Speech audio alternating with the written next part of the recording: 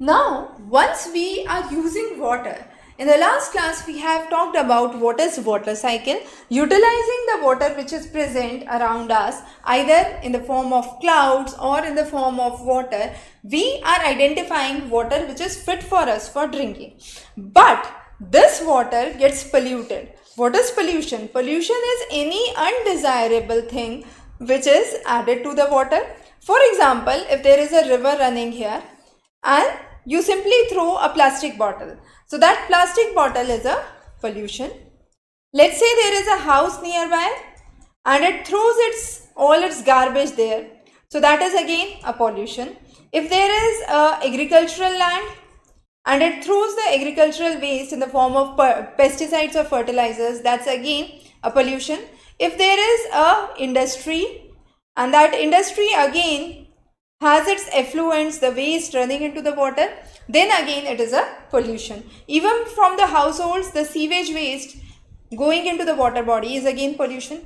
So pollution is anything undesirable. So how can this pollution occur? This pollution could occur through the sewage, through the domestic or the waste from the houses, agriculture or industry. Now, what kind of pollution can be there? Either there can be surface water pollution, which is in the rivers. There can be groundwater pollution.